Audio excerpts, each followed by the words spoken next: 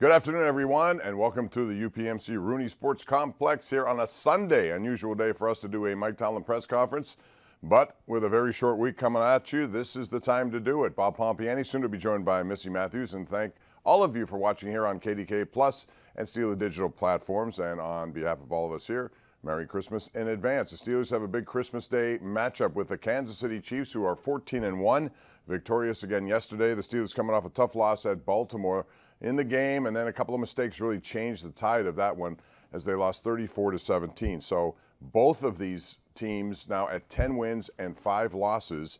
And with 2 games left, the Steelers still control their destiny. They win both, they are the AFC North champs. And if they don't, then Baltimore has an opportunity, of course. The schedules will indicate that Kansas City and Cincinnati are home games for the Steelers, whereas Baltimore will take on the Texans and then the Cleveland Browns to round it out. So there are some injury concerns, of course, coming out of that game yesterday. Joey Porter Jr. went out with an injury, not sure his status. Mike Tomlin will address all the injuries, including the status, I would imagine, of George Pickens and his health heading into this game, knowing that it's a very short week. So that's on the docket for today as the Steelers get set for the Chiefs. As I said, they were victorious yesterday against the Texans. And in that game, Pat Mahomes, a lot of people thought may not play, but he did, had an injured ankle. It was termed a mild high ankle sprain, but he was in there and he did rush for 33 yards, including a 15-yard score. So it's a tough challenge for the Steelers to be sure. We knew that going into this season. Those 3 games formed a gauntlet of opposition. Steelers trying to salvage one and keep their title hopes alive. Mike Tomlin is ready to address the media, so let's go to him right now. Good afternoon. As always, I'll start with a quick review of our last performance. Like I said after the game, I thought the turnover component was significant, but as I look at it today, having studied the video, it's the turnover component coupled with the complementary component of play. Oftentimes, we have those discussions hand in hand because they're significant. And what I mean is, obviously, we turned the ball over some. We turned the ball over in the red area. It cost us potentially 7 points, but then Baltimore supported that by putting together a 90-plus yard drive and scoring. In the second half, we intercepted a ball. Minka Fitzpatrick intercepted the ball in the red area. And then we didn't follow that turnover up with complementary offense. As a matter of fact, we threw a pick 6 on the other side of it. And so the turnover game was big. I think there were several balls on the ground that we weren't able to get on, that they had on the ground that we weren't able to get on. And obviously the one ball that we put on the ground, they did get on. And so the turnover game was big. The complementary component of the turnover game was big, whether you're talking about an offense backing up a turnover with a score or a defense backing up a turnover with a stop. We didn't win that component of the game, and oftentimes those elements shape the outcome of football games. I think you couple that with our inability to control the run throughout, and you get the end result. Our inability to control the run created advantageous possession down moments for them, or a lack thereof. They possessed the ball.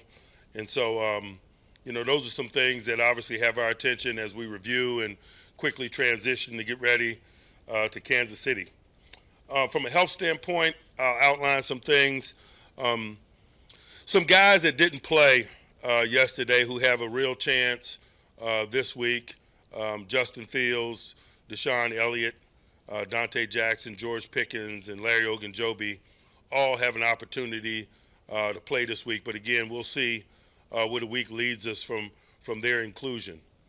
The 2 guys that didn't finish yesterday's game, Joey Porter with a knee and Ben Skoranek with a hip, their availability remains questionable. I just don't have a lot of new information on those guys, given that we just played last night and we're still in the process of assessing the state of some of those things. But anybody that didn't make it out of the stadium yesterday on a four-day turnaround is probably going to have a difficult time showing for this one. I'll quickly outline Kansas City.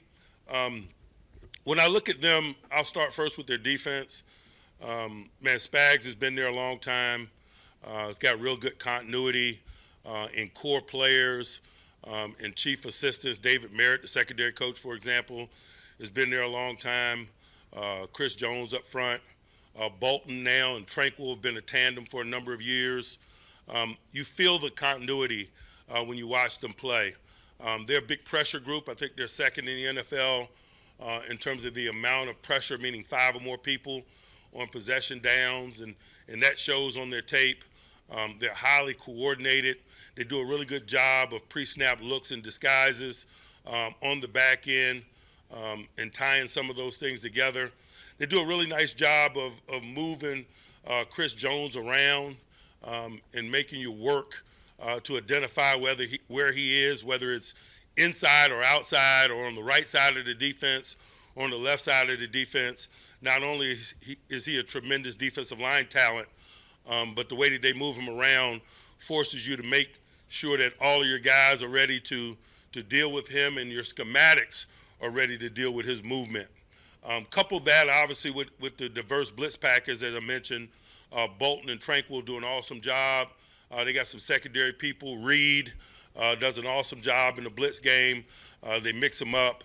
It makes them a tough nut to crack. Man, they play really good situational football. They keep a lid on in those moments.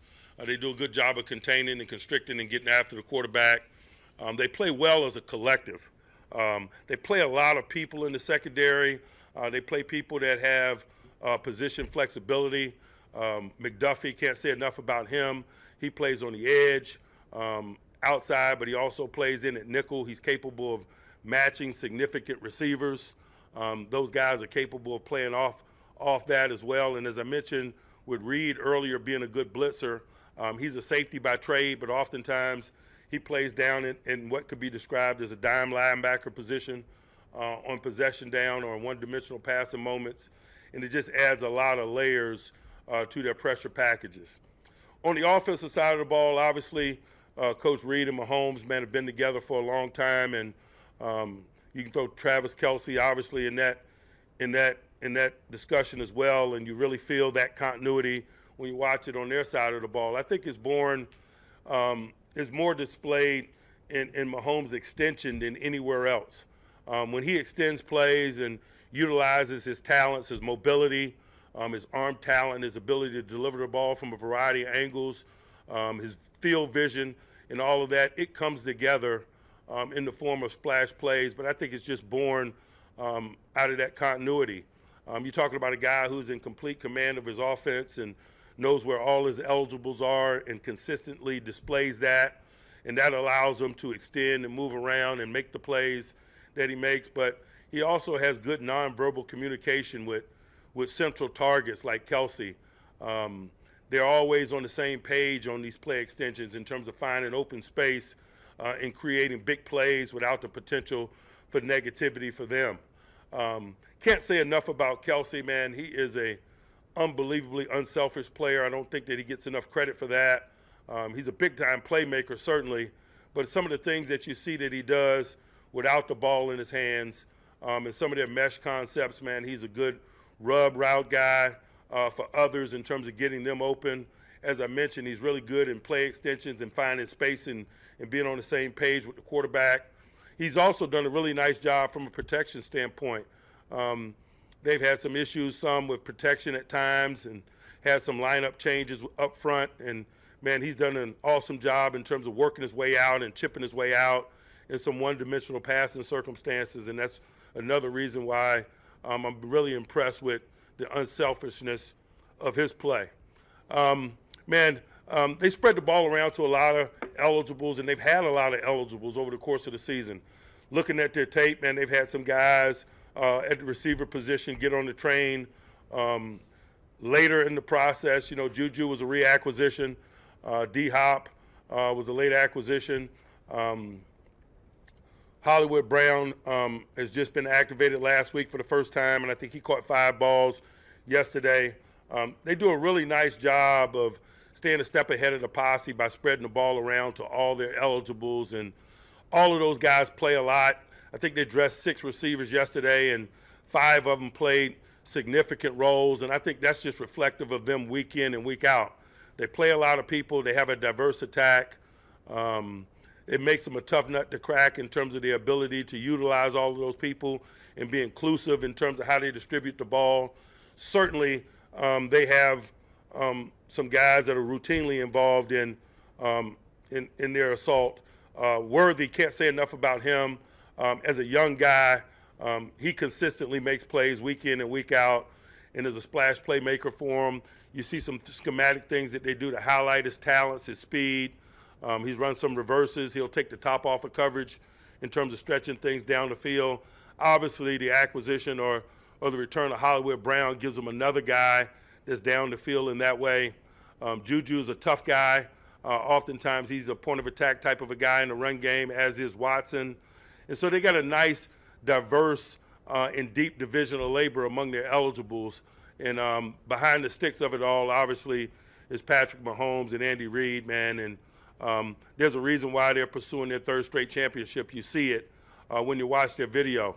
And then I'd be remiss if I didn't mention how solid and competitive they are in special teams. This is a three-phase outfit, and that's why they're 14-1. They've been in a lot of close ball games, but good teams find a way to win those games, and they've done so really consistently. And I just think it reflects who they are. And so we're working on a short week, but we're working with an edge. We're honored and excited about competing on Christmas and being a part of that. But we're also excited about being in a big game against a really good team in our home venue and getting back to the business. And obviously our business is winning. And so that's where our focus is in terms of preparing ourselves and positioning ourselves to do that on Wednesday. I'll pause and open it up for questions. Mike, how much of what's going on with your defense is a result of being stressed by these diverse, multiple, explosive offense, and how much are gap integrity, missed assignments? You know, it's probably a combination of all the above. When you got some quarterback mobility and some of these diverse attacks that you see, it stresses you. And in some instances, we're playing some guys in some different spots because of the lack of Deshaun Elliott, and that creates some complexities to already a complex discussion in terms of the gap integrity and the tackling and the communication around some of those attacks. But we should be better this time of year. You know, I was really displeased with the 2 red zone touchdowns, for example, to the tight ends. It's just too late in the year to have guys running open like that, to be quite honest with you. And so we got some work to do this week in terms of shoring some of that up. Your ability to make people settle for field goals is significant this time of year, particularly when it's good on good. Our inability to do that, coupled with the turnover and complementary discussion that I opened this session up with, is the reason why the score was the way it was.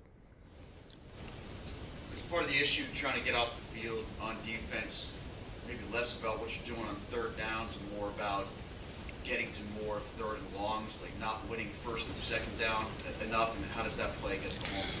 Certainly, that's what I was talking about when I was talking about the impact of the big runner. He controlled the game. We didn't control it enough, and oftentimes it controlled the nature of those possession downs or the number of those possession downs, and it allowed them to possess the ball. You know, that's exclusive to Baltimore. Certainly those issues could rear themselves again this week. But specifically as it pertains to the last game, that's something that's exclusive to Baltimore in terms of how they build their attack and how they work to engineer victory. And we'll have a different set of problems this week. But Kansas City's not been as, I mean, the record's impressive. They've played a lot of close games, more close games than they have in the past. Does this look like the same Chiefs team to you, or are they warming up into being that kind of dominant team that how do you sort of see them as opposed to where they've been? I guess I don't know how dominant they need to be. I mean, they're 14-1. You know, this is the ultimate parity league. Often these games come down to one scores, and the good teams find a way to get out of stadiums, and they usually find a way to get out of stadiums with great consistency, and they've done that. And so, you know, they're 14-1. They're 2-time defending world champs. I see them in that regard, and I'm preparing with that edge. A couple guys mentioned after the game that they felt like they weren't physical enough. Tackling was an issue again. How do you remedy that at this point in the season on a short week? Back to the lab. Mike, what have you seen from Corey Trice, and what do you tell a young quarterback in this type of situation against a guy like Mahomes? You know, Corey's done a nice job in practice. And he did a nice job yesterday when given an opportunity to get back on the moving train. And he has done so earlier in the year. And so, I expect more of the same from him. In terms of competing against a guy like Mahomes, he better just focus on his fundamentals and his game. He doesn't have enough of a resume to get over preoccupied with what Mahomes is doing. He needs to focus on his game and his quality of play, his eyes, his techniques, his fundamentals, and I'm sure that he will. Like when you say back to the lab in terms of working on physicality and the tackling, is it a mindset issue or a technique issue? No, there's so much that you can do around tackling, and I've covered this with you guys a bunch. You don't necessarily need pads on to improve tackling or to work at it. You work on the approach. You work on the positioning. You work on awareness of others, gap responsibility. And so when I say back to the lab, it's all encompassing on fundamental things that may not be tackling directly, but really tee up tackling. We talked about guys needing to trust each other more on defense as far as not trying to step outside of your role to help someone else that you think needs help. Was that a big part of what you saw happen yesterday in some of those red zone possessions? And how do you correct it? I think that's always the case when you're missing some people. And we were missing some people yesterday, people trying to do too much, creating issues in terms of communication or lack of fluidity. We just got to be on it. We got to take care of our responsibilities and trust that others are doing the same. On that note, how much more difficult is it to get some of those injured guys back when you have this short week and not as much chance to see them? Again, it's about their health.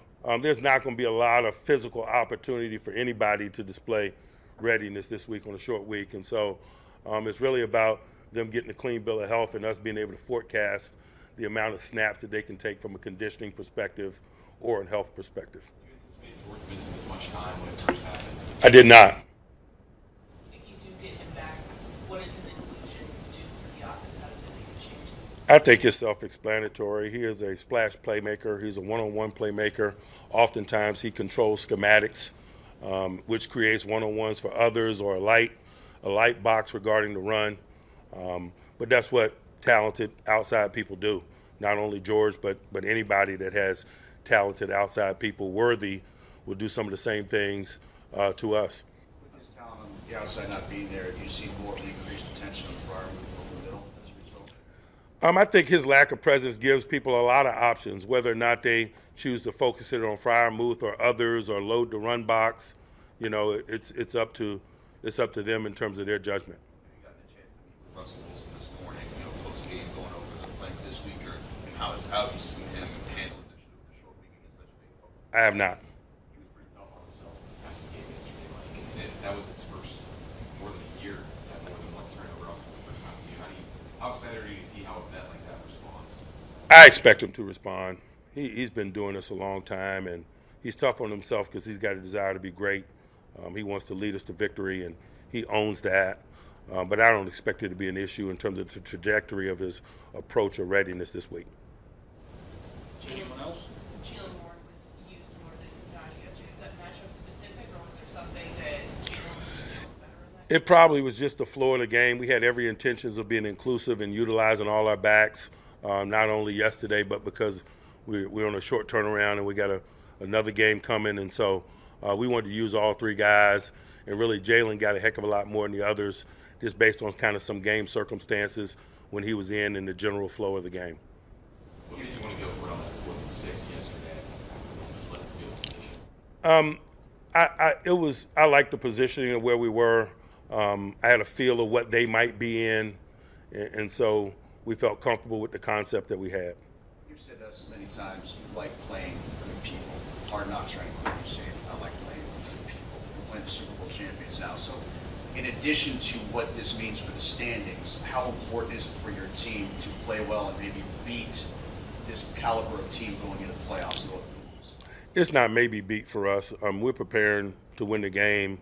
There's growth in wins and experiences, and obviously those experiences are fruitful ones when you play really good people.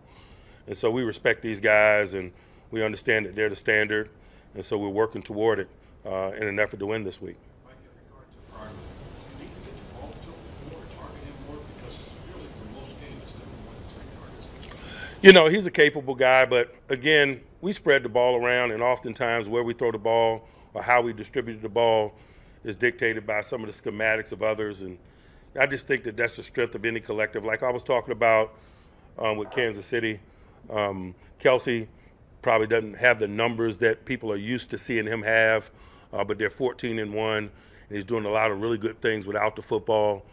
He's playing a well-rounded game, an unselfish game. He's rubbing for people in man-to-man circumstances. He's chipping his way out in one-dimensional passing circumstances. And so stats don't oftentimes tell the story, and I think the same thing can be said for us and for our move. You said you liked the look you got on fourth down, which was a deep ball to Calvin Austin, back-to-back, I think 565 with George out. How do you see Calvin step into that role, a greater role with George out, and is the impression? You know, Calvin's evolution has nothing to do with the availability or the lack of availability of others, man. He's just a guy that's stepping forward with each and every opportunity. His experience is starting to show. He's got a feel for the game. He's competitive. He's playing fast, and it's reasonable to expect that to continue. Mike, I'm guessing in retrospect you probably wish he had, but do you have any problem with Russ trying to score on that play? You're right. In retrospect, I wish he hadn't. Deontay Johnson is expected to be available on waivers this week. Do you anticipate having any interest in bringing him back? I have nothing to add about somebody that's not in our football team right now. Anyone else? All right. Thank you. That's head coach Mike Tomlin. We welcome in Missy Matthews. And Missy, you were there yesterday. It was a game of mistakes, obviously, but we talk about the ones that tangibly you see, the Russell Wilson fumble and also the interception, the pick six, but there were so many other little things. They couldn't come up with fumbles that were on the ground. How many missed tackles? 8 in the first half. They had a lot in this game. And their defense is designed to keep the play in front of you and make tackles, and they just didn't do it. Yeah, I think, obviously injuries played a role in it, not using it as an excuse, but Deshaun Elliott has been one of those guys that plays every down. He's a vocal leader. He kind of can be the glue with Patrick Queen in terms of setting the defense. Joey Porter went out of the game, came back in, then he was out again. So there was a lot, not having Dante Jackson missing his first game. It was a lot, but it did feel like, Alex Highsmith was able to get the ball out of Lamar Jackson's hands. The Steelers don't come up with it. Just little things like that. If maybe one of those would have went the right way, maybe it changed the outcome. But I think especially after Mika Fitzpatrick's interception and then Russ throwing the pick six, that's where the momentum really, really shifted in their favor. Yeah, and also that 14-point swing. After this, one thing to fumble, when Russell Wilson did. I mean, I understand what he was trying to do, but, he's been around a long time. I expected a slide, first and goal, and let's go from there. But then 96-yard response drive after that just changed everything. It was a 14-point swing. Yeah, the complementary football that we're used to seeing from the Steelers offense and defense, definitely not there. And I think, it was the second game during this 3 games and 11-day stretch. It's not going to get any easier. The only good news is this week, the Steelers don't have to go on the road. But that one was hard just because Russ got the first down, and if he would have just went down and didn't try to get the touchdown, I'm hopeful that they would have scored 7. Yeah, I think they were. They were moving the football. It seemed a lot at that point. But bottom line, the mistakes hurt them, and they lose 34-17. And yes, now we're in another one of these short weeks, short weeks, just like it was earlier in the season. They played Baltimore and head-to-head to Cleveland. The process. The only good thing is it's a home game as opposed to a road, so that alleviates one of the travel days you might have there. But, I mean, it's a tough assignment, isn't it? No matter who you play, really, to turn it around and 3 days later basically play another game. Yeah, and I think because you were on a short week last week, not as short, but you had to play on Saturday coming off of a 4:25 Sunday game in Philadelphia, getting back, and I just think I know what my body feels like from it. I didn't play in the game, so I can imagine what the players are going to have to go through just to recover, rest, but then also prepare to play again, knowing that they really need to win these last 2 games if they want to claim the AFC North. And that's what it would take. They're still in the driver's seat. 2 wins, they're in, and if not, it opens the door to Baltimore. But Baltimore has to also win and hope the Steelers lose once. So we have a lot to go over here, not just looking back at that game yesterday and some of the pivotal moments, but also the Kansas City Chiefs at 14-1. You may think they're unimpressive sometimes in winning, but they know how to win, and they keep winning, and they're trying to go for something that's never happened before. That's 3 straight championships in a row. We'll talk about that and more as we continue right here on a Mike Tomlin press conference. Sunday, not Tuesday, not Monday. It's a Sunday, and we're still trying to get our body clocks trying to figure out what day this is on a holiday week as well. We'll be back with more as we continue live right here from the South Side.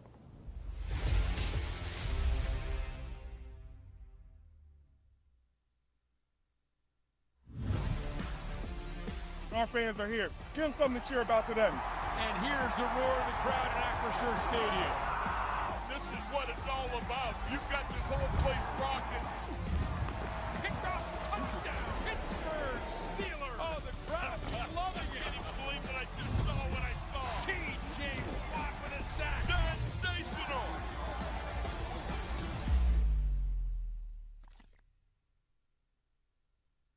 Russ, what happened on the play where you fumbled the ball short of the goal line, the 20-yard line? Yeah, I just thought we had a chance to go to the end zone, and try to cut back and just got hit. And I think right before I hit the ground, the ball came out. It's unacceptable. It can't happen. You're looking for one more block there? Yeah, I was kind of cutting off the block, and I didn't want to slide there. Didn't want to slide there. I felt like we could get in the end zone. I was, trying to get a touchdown and go for it. They made a good play. How tough was it to try to regain momentum after that play? I thought we did a really good job of, regaining the momentum. We kind of responded really well. We had a chance, even late in the game, and the interception just hurt us. It's just really two negative plays. I think that we felt like I was seeing it well. I thought the guys made some really good plays. I thought, guys were making great catches all night. I mean, Calvin, Pat, just different guys were catching the ball, making plays. I thought the run game was what did a good job. I thought O-line was battling. We knew it was going to be a tough fight throughout the end, and they made 2 plays on us that were significant plays. And unfortunately, I can't let that happen. It was that 5-play sequence to start the fourth quarter. You guys get stopped, then you get the pick, and then they take it the other way. Yeah. Was that too much to overcome? Did that kind of change the whole thing? Yeah, I think that definitely changed the game, when they got that interception. I thought defense did a good job of getting the ball back. I was trying to throw it to Prue in his front number, and I felt like the ball just stayed inside, unfortunately, they made a play. The good thing about our football team is nobody, quit. We believed it the whole way through. There's still a lot of football left, and we got to respond in the right way. Hi, folks. Welcome to the Pittsburgh Steelers Hall of Honor Museum. Now this is the best era. I couldn't agree more. Those teams were unstoppable. The teams were really good in the 90s. Come on, you couldn't catch those teams of the 2000s. Literally. The 70s were the best. No way, the 2000s. Whoa, stop fighting. I think every era was pretty sweet. You said it, kid. I hope you guys enjoyed yourselves. Wait, you're T?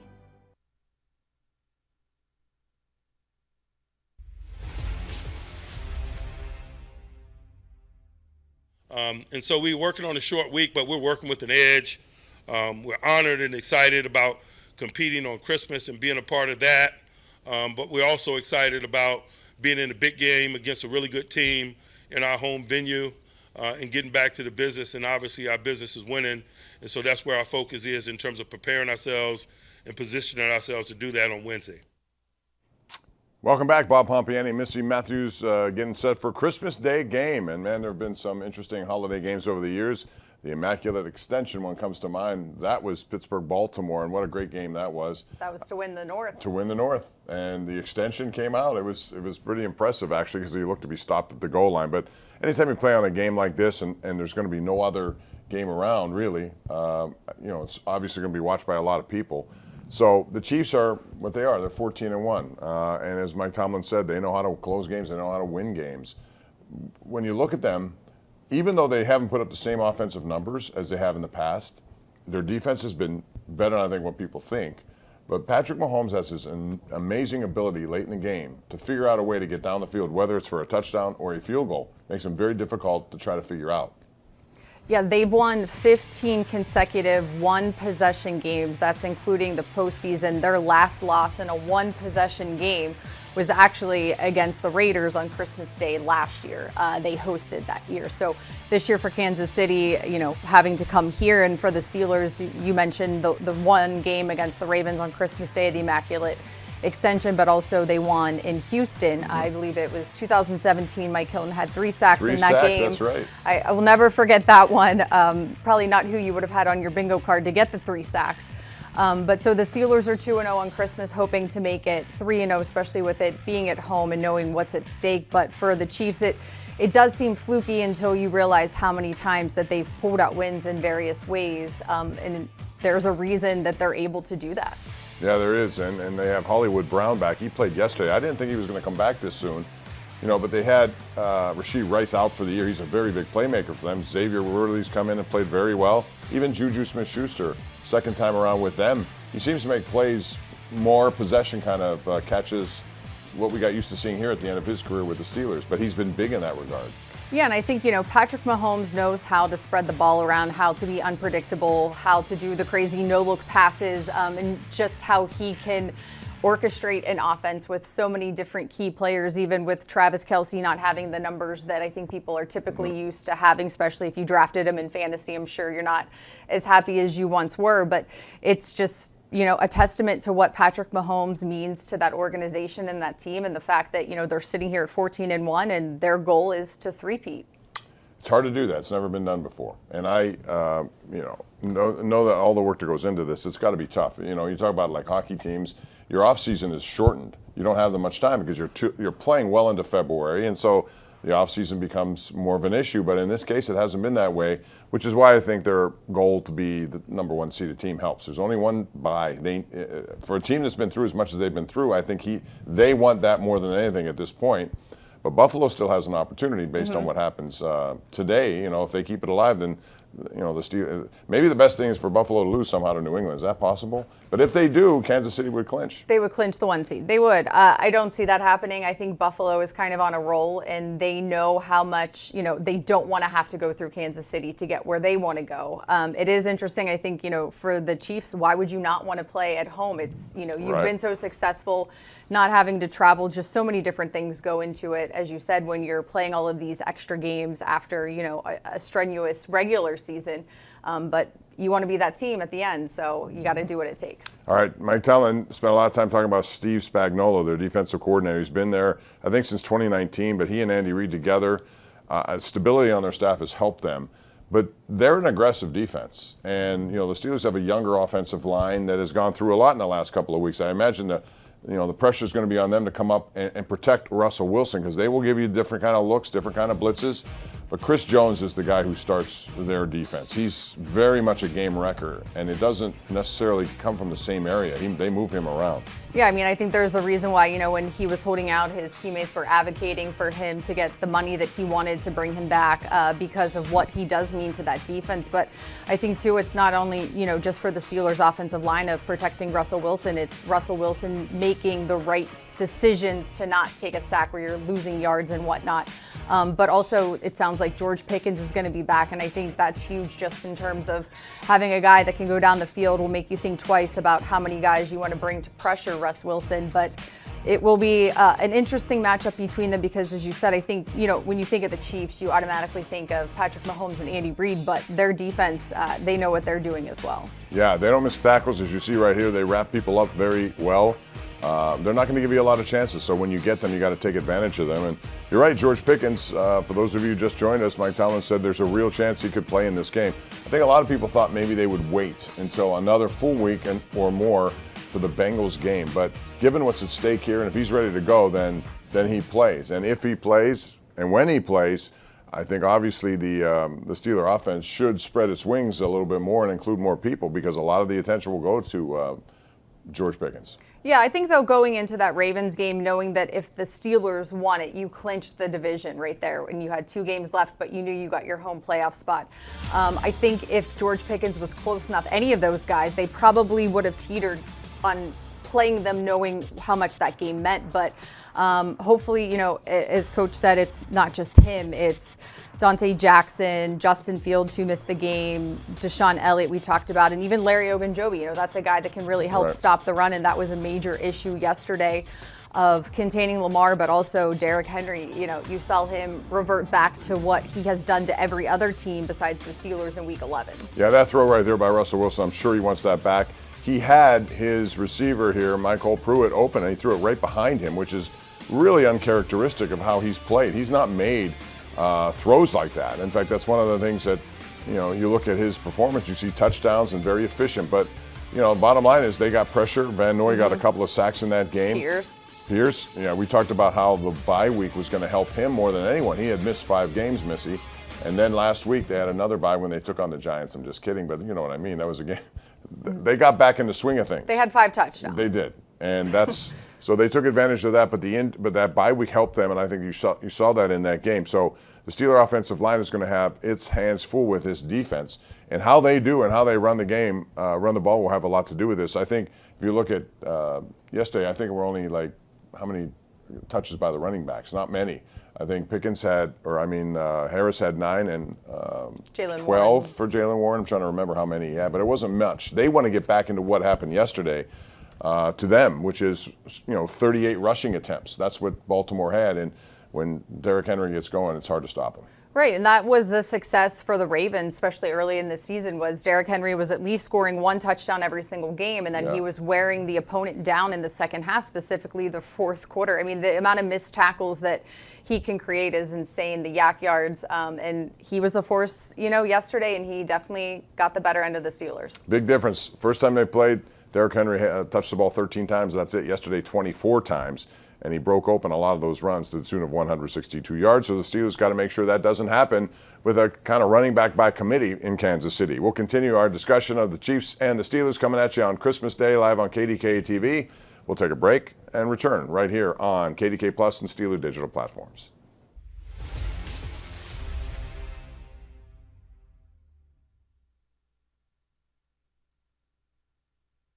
Want to get gear direct from the team? Shop all things black and gold at the official Steelers Pro Shop located at Acrisure Stadium.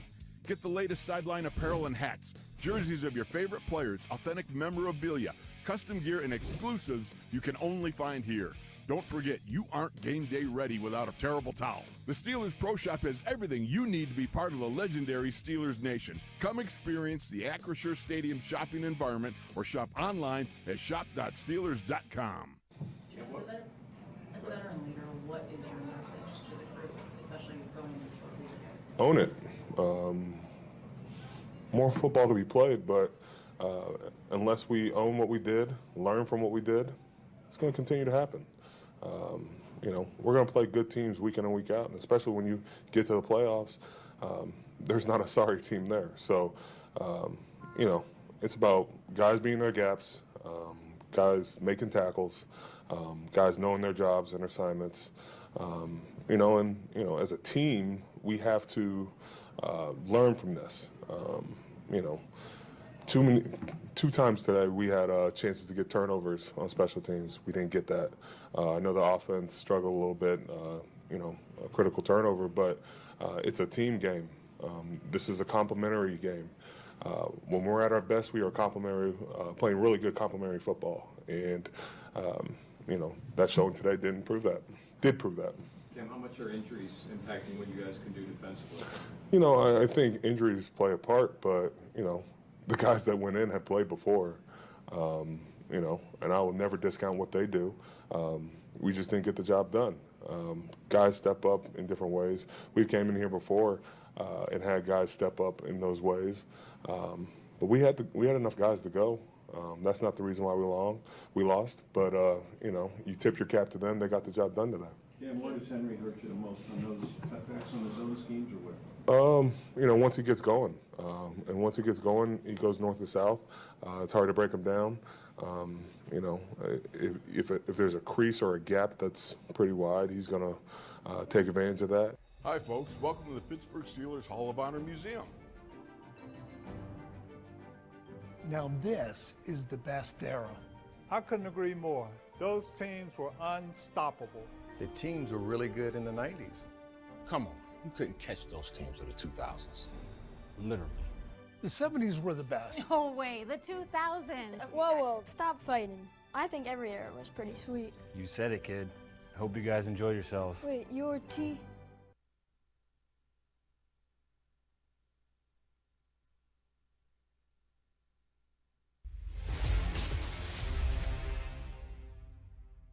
We should be better this time of year. I was really displeased with the 2 red zone touchdowns, for example, to the tight ends. It's just too late in the year to have guys running open like that. to be quite honest with you. And so we got some work to do this week in terms of shoring some of that up. Your ability to make people settle for field goals is significant this time of the year, particularly when it's good on good. Our inability to do that, coupled with the turnover and complimentary discussion that I opened this session up with, is the reason why the score was the way it was. Mike Tomlin doesn't necessarily come out and say he's displeased after a game like that, but he was with what happened in the secondary with those two very talented tight ends, Likely and Andrews. And Andrews now is on a roll. I think 9 touchdown passes in 9 games, something like that. But it's one thing to give them up if they're contested. If they're not contested, and it seemed like in those touchdowns, those guys were wide open, especially Likely on the first one. Yeah, definitely. And I think, it's crazy to think of, but for Mark Andrews, that was his first touchdown that he scored against the Steelers. For how much they utilize him, how comfortable Lamar Jackson is with him being from the same draft class. But it did seem like for the Steelers defense, the normal stops, getting the ball back to the offense was not there. And the missed tackles, I think the two things from the past 2 games that you don't like to see, you don't want to say it's a trend. You are missing guys, but it's still something that has to be cleaned up. We were listening to Cam Hayward during the break of, guys have to own it and we have to fix it fast because you have the Kansas City Chiefs coming, as you said, getting Hollywood Brown back yesterday. They have a ton of weapons and you don't know which one Patrick Mahomes is going to utilize and go to on each play. Yeah, this is the one that culminated that big 96-yard drive after the Russell Wilson fumble, and it was Rashad Bateman who somehow got behind Trice, and then KZ couldn't get over there. I'm not sure, whose responsibility first and foremost that is, but I thought that drive, the response to it, the fumble, was critical because if they get the ball back, you may not even think about it if the game turns out differently. But because it was a 14-point swing, it really changed all of it.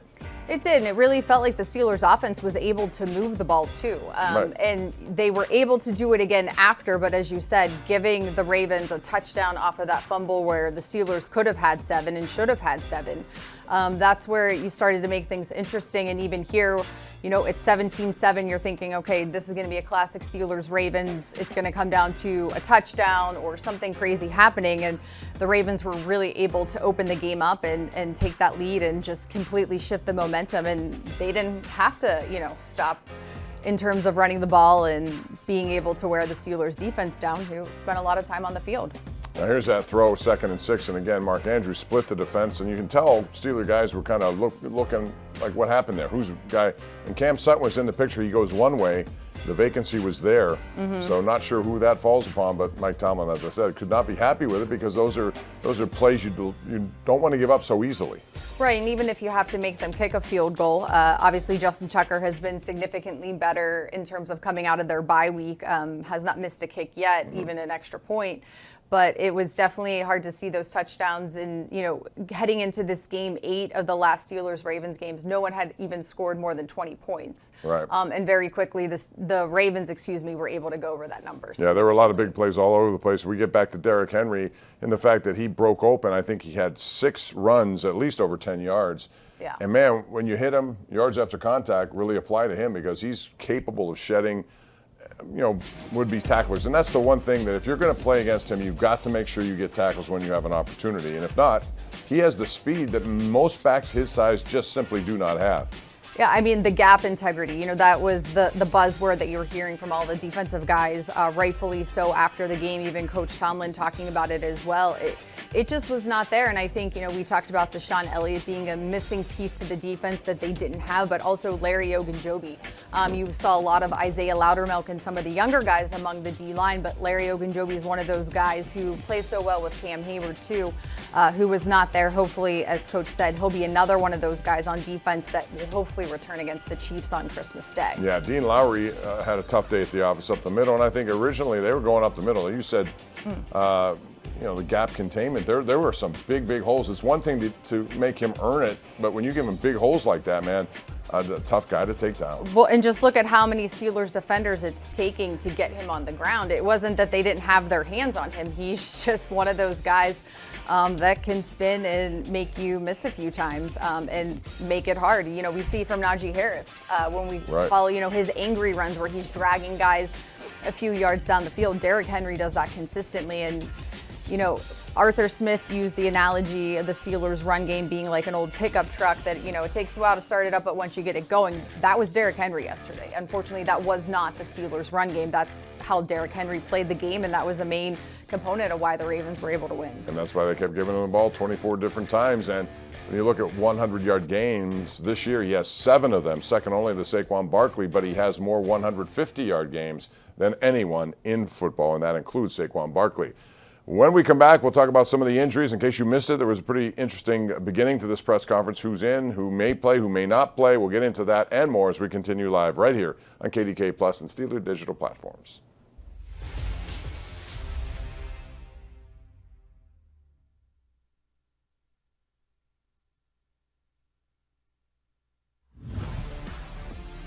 Our fans are here. Give them something to cheer about today. And here's the roar of the crowd at Acrisure Stadium. This is what it's all about. You've got this whole place rocking. Picked off, touchdown, Pittsburgh Steelers. Oh, the crowd loving it. I can't even believe that I just saw what I saw. T.J. Watt with a sack. Sensational.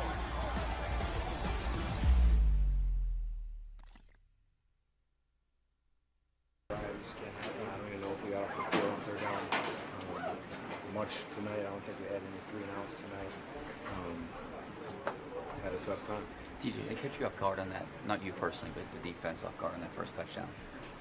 I mean, I just think we need to start faster, man. We got to tackle. We have to play gap sound. We have to rely on our brothers in run defense. We have to just do things that make defenses good, and we didn't do that tonight. You guys took a big hit on the secondary there. How do you kind of approach that, getting through this game and then into next week as well? Just have to get better. We have to get the guys up to speed that are playing as quickly as possible. I think we have 4 days until our next game, so no time to sit around and pout. I know you guys don't like to use excuses, TJ, but I mean, 4 starters on defense you're missing. I mean, how much does that hurt and how frustrating is that? I mean, everybody's dealing with that stuff at this point of the season, so you can't really count on it. Were there some communication problems defensively today as well? I'll have to look back at the film. I'm up front, so I don't really get to see what's going on in the back end, but I'm sure if there was, we'll get them corrected and get them corrected quickly. You guys still have everything in front of you, though. I mean, you win these 2 games, you still win the division. Is that something that you guys are thinking about, maybe a consolation to something like this? I mean, we need to watch the tape, get better, and like I said, we have a game in 4 days, so that's the focus. TJ, you guys did pretty well against Barkley last week, 160 for Henry. Can you put anything to what you guys didn't do as well this week against the run? I think it's just not playing sound defense. Just the simple things, tackling, myself included, being gap sound, relying on everybody in the gap game, and ultimately getting the runner down. We didn't do that enough tonight. How's the ankle feel? I feel all right. Hi, folks. Welcome to the Pittsburgh Steelers Hall of Honor Museum. Now this is the best era. I couldn't agree more. Those teams were unstoppable. The teams were really good in the 90s. Come on, you couldn't catch those teams of the 2000s. Literally. The 70s were the best. No way, the 2000s. Whoa, stop fighting. I think every era was pretty sweet. You said it, kid. Hope you guys enjoyed yourselves. Wait, you're T?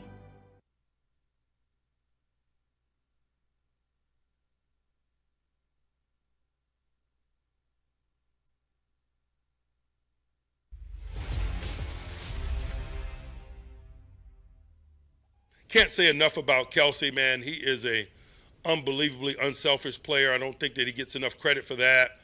He's a big-time playmaker, certainly, but some of the things that you see that he does without the ball in his hands and some of their mesh concepts, man, he's a good rub route guy for others in terms of getting them open. As I mentioned, he's really good in play extensions and finding space and being on the same page with the quarterback. He's also done a really nice job from a protection standpoint. And that's another big body the Steelers defense will have to face on Christmas Day, just talking about Derrick Henry. But Travis Kelce, we know what he means to Patrick Mahomes, and Coach talking about the unselfish things that he does, not necessarily the stats. Yesterday against the Texans, he only had 5 catches for 30 yards. His longest was a 14 on 8 targets. But Xavier Worthy, Marquise Brown is back. They had the majority of the targets, but he's still a focal point of their offense. You have to account for him at all times. Absolutely. Even these little plays that he gets, maybe 8 or 10 yards off the line of scrimmage, somebody's got to be aware of him, and he's capable of beating linebackers beyond that. So that takes a lot of assignments. And you know, Mahomes just goes underneath. They do a lot of these crossing routes that are very successful with run yardage after the catch. And I think that's what's big about him. The other thing that he's done, you know, their inside of their offensive line missing has been pretty good, but the tackles have been a flux and flow pretty much with injury. And they He's had a Joe. chipper. Yeah, he can come in and chip. So when you chip the way he chips, he's like having another offense. It's like Cornell, like Darnell Washington, you know, Right. esque. He can do a lot. Yeah, and I think too, it's not even, you know, it's the improv that him and Patrick Mahomes can do. So many times you see the crazy plays and Mahomes will say he wasn't even running the right route, but he made a play and he got open and I was able to find him. They kind of have that intuition about each other that, you know, sometimes you can't even figure out what they're thinking and how they make it work, but they do. And I do think, you know, they are getting healthy at the right time with some of the pieces that they have on that offense. And it clearly is something, you know, that the Steelers defense, the communication has to be on point, and they have to know what everybody's doing at all times. And, you know, as they said, trust themselves in what their job is on each play and not trying to do too much. Right. Well, they're very good at getting just little yards to turn into, you know, 5, 8, 10 yards. And when that happens, all of a sudden you got second and short, third and short, and Patrick Mahomes is a magician when you give him those opportunities. And he can run even on a high ankle sprain, a mild ankle sprain, whatever they were calling it specifically. But you saw that yesterday against the Texans. All right, we talked about injuries. Mike Tomlin addressed all of those. We'll run that back and we'll comment afterwards. Some guys that didn't play yesterday who have a real chance this week, Justin Fields, Deshaun Elliott, Dante Jackson, George Pickens, and Larry Ogunjobi all have an opportunity to play this week. But again, we'll see where the week leads us from their inclusion. The two guys that didn't finish yesterday's game, Joey Porter with a knee and Ben Skoranek with a hip, their availability remains questionable. I just don't have a lot of new information on those guys, given that we just played last night and we're still in the process of assessing the state of some of those things. But anybody that didn't make it out of the stadium yesterday on a four-day turnaround is probably going to have a difficult time showing for this one. And Joey Porter Jr. is dealing with that knee injury. I think originally in game they said it was a calf. He did try to go back in for one of the drives in the second half. I think they were trying not to use him, especially with Dante Jackson being out. But unfortunately, he eventually had to make his way to the locker room. And then Ben Skoranek, who we actually saw, you know, involved a lot earlier in the passing game, but also just what he does, the as Arthur Smith called it, you know, the dirtbag-like capabilities that he has of being willing to block and to play that, but also special teams. So for those two guys to potentially not have on Christmas Day, not great. The good news, though, is that laundry list of guys Coach had mentioned who missed the Ravens game that can hopefully be back. Yeah, you don't want to go without Dante Jackson and Joey Porter Jr., so it looks like Jackson could be tracking back. Hopefully Porter can figure out a way to get back. If not, then, you know, some of those other guys who've been in there, and when you don't play a lot, it leads to miscommunications, and I think we've seen that at certain times here. So this is not the team you want to be playing when it comes to miscommunications, because he's capable of finding where those things are, Patrick Mahomes, and then, you know, making you pay for those. So they got to be really spot on. And I think it's important to win first down this week. It is every week, but especially this week. Yeah, and I think as TJ Watt said, you know, we're so used to the Steelers defense being able to get 3 and outs. That was not the case yesterday. Just the long drives, especially the one, you know, we've talked at nauseum about after the Russell Wilson fumble. But for them to go 96 yards and get 7 points, you know, that's a lot of time. That's a lot of wear and tear, and they made out at the end of it. Well, again, there's a lot on the line in this game. The Steelers, if they win, take another step toward clinching the AFC North. They need 2 wins, and then it's done. But if they should stumble, the Ravens have an opportunity to claim that, and it affects seeding and where you play your first-round game. Chiefs are looking to wrap up a #1 seed, and if they win, they would take care of that. But again, today Buffalo has to take on New England, and we'll see what happens in that game. But Buffalo has what looks like a pretty simple schedule along the way with Patriots twice and Jets. Take a break, come back with more right here on KDK Plus and Steeler Digital platforms.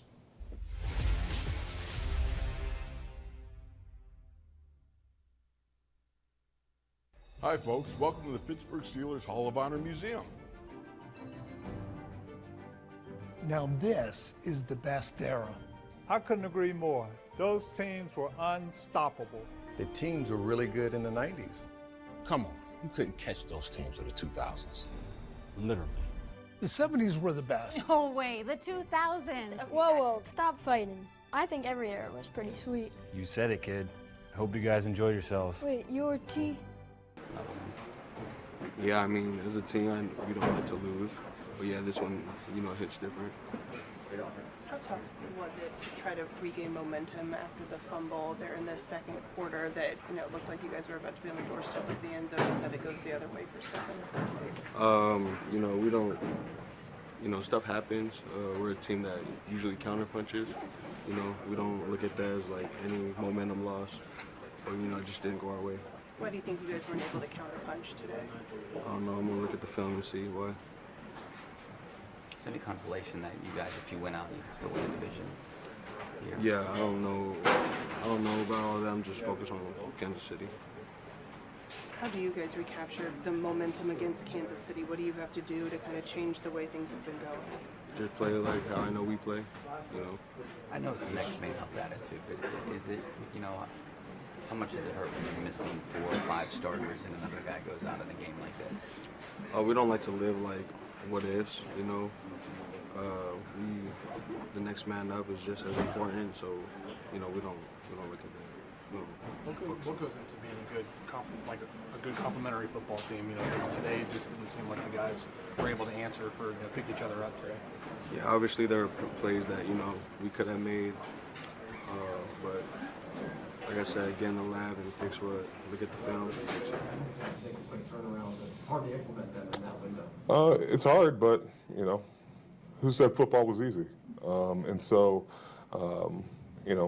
we talk about it. If you're a veteran or you're a pro, you're taking care of your body tomorrow, but you're also watching film, whether it's this game or the opponents, and that's how we roll. Want to get gear direct from the team? Shop all things black and gold at the official Steelers Pro Shop located at Acrisure Stadium. Get the latest sideline apparel and hats, jerseys of your favorite players, authentic memorabilia, custom gear, and exclusives you can only find here. Don't forget, you aren't game day ready without a terrible towel. The Steelers Pro Shop has everything you need to be part of the legendary Steelers Nation. Come experience the Acrisure Stadium shopping environment or shop online at shop.steelers.com.